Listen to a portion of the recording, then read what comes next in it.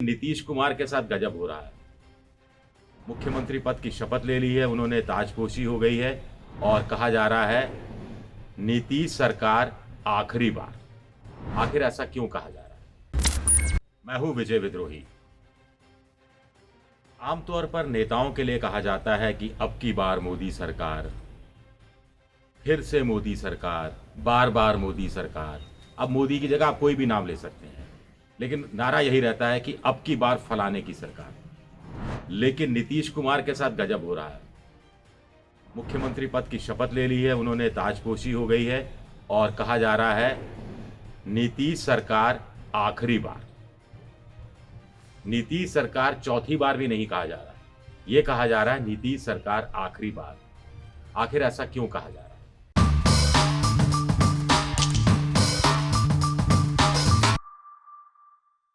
तो नीतीश कुमार की ताजपोशी हो गई है, लेकिन चौथी बार मुख्यमंत्री बनने के साथ ही उन्होंने कांटों का ताज पहना है। ये बात भी नीतीश कुमार को भूलनी नहीं चाहिए। कल नीतीश कुमार ने कहा कि बीजेपी ने उनसे आग्रह किया, आग्रह के साथ साथ आदेश दिया, तब जाकर वो बिहार के मुख्यमंत्री बनने के लिए तैयार हुए, नहीं तो वो दिल से नहीं चाहते थे बिहार का मुख्यमंत्री बने। आग्रह किया एक बड़ी पार्टी ने, साथ की पार्टी ने, ये मान लिया, लेकिन आदेश दे दिया नीतीश कुमार को, और उस आदेश को नीतीश कुमार ने स्वीकार भी कर लिया। इसके क्या मायने? बताया जा रहा है कि दो दो उप मुख्यमंत्री होंगे, दोनों उप मुख्यमंत्री बीजेपी के कोटे से होंगे। ये बताया जा रहा है कि जितने मंत्री नीतीश कुमार की पार्टी के बनेंगे उसके दुगने बीजेपी से बनेंगे। वैसे ये स्वाभाविक भी है, बीजेपी की 74 सीटें आई हैं, नीतीश कुमार की करीब 43 सीटें आई हैं, तो दुगने मंत्री बीजेपी के कोटे से बनने तय हैं। लेकिन इतने मंत्री बनेंगे, उनको इतने बलाईदार पद मिलेंगे, तो क्या बीजेपी के मंत्रियों के प्रभाव में आकर नीतीश अपनी सरकार का कामकाज सही ढंग से चला पाएंगे? नीतीश कुमार को अभी तक ऐसी आदत रही नहीं है। वो जब जब मुख्यमंत्री बने हैं उन्होंने खुलकर राज किया है। यहाँ तक कि 2015 में जब लालू प्रसाद यादव के साथ मिलकर उन्होंने सरकार बनाई थी, तो भी अगले 2 साल तक खुलकर राज किया था। तेजस्वी की चलने नहीं दी थी। जहाँ तेजस्वी की चलनी शुरू हुई वहाँ वो तेजस्वी को छोड़कर चले गए।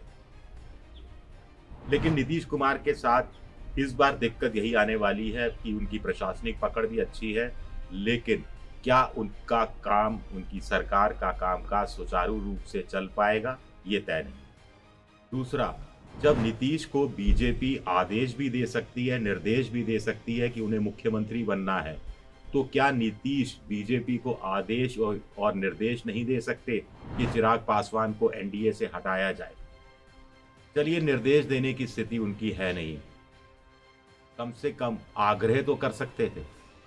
क्या नीतीश ने आग्रह किया कि ऐसा नहीं चल सकता, 2 नावों में पैर नहीं चल सकते, कि आप राज्य के अंदर एनडीए के खिलाफ है, केंद्र में एनडीए के साथ है?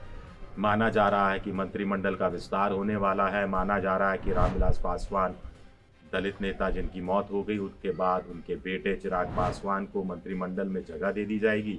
तो नीतीश ये कैसे स्वीकार कर लेंगे? अगर ऐसा होता है तो क्या चीज़ें साफ नहीं हो जानी चाहिए?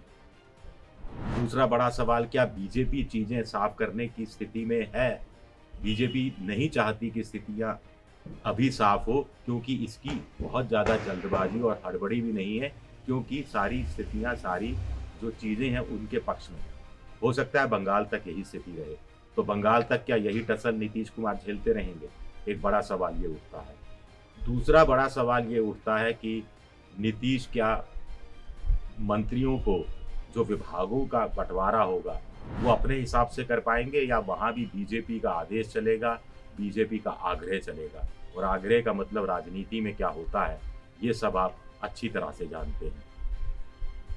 ये भी कहा जा रहा है कि नीतीश की चौथी बार मुख्यमंत्री पद पर ताजपोशी जरूर हुई है, लेकिन 5 साल तक वो नीतीश मुख्यमंत्री रहने वाले नहीं है।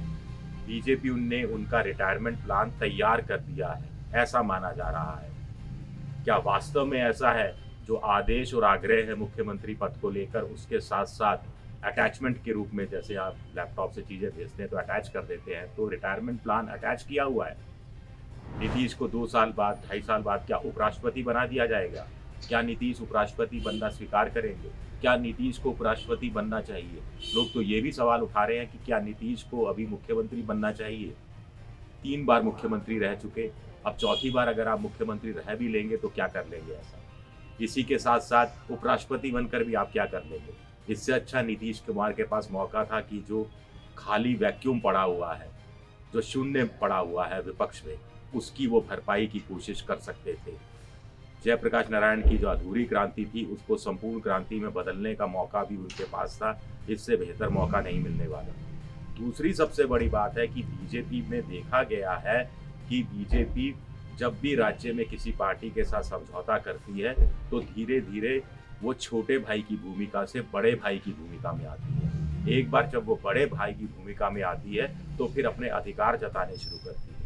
एक बार जब वो अधिकार जताने शुरू करती है, तो वो बड़ी पार्टी जो एक वक्त थी, जो अब छोटी पार्टी बन गई, उसको धीरे-धीरे निगलने की, हड़पने की कोशिश करती है और जब ज़रूरत नहीं रहती, तो उससे नाता भी तोड़ लेती है। कई छोटी पार्टियों के साथ हमने ऐसा देखा है। नीतीश कुमार की खुद की कोई राजनीतिक विरासत नहीं है।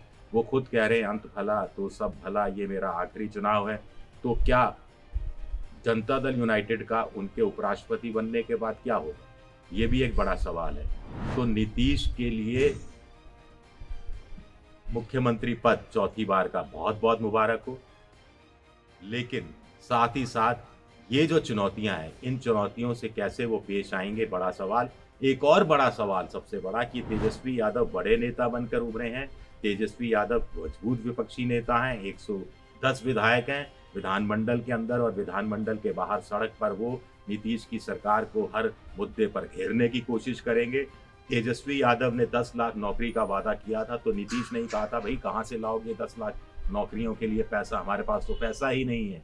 अब 19 लाख नौकरियों के मौके सर्जित करने हैं नीतीश सरकार को, जो कि बीजेपी वादा कर चुकी है, तो वो ये कैसे कर पाएंगे?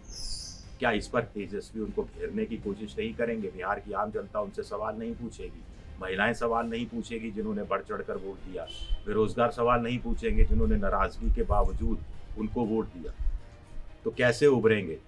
एक शेर है कि मैं एक और दरिया का सामना था मुझको, एक और दरिया का सामना था मुझको, मैं एक दरिया के पार उतरा तो मैंने देखा। एबीपी न्यूज आपको रखे आगे।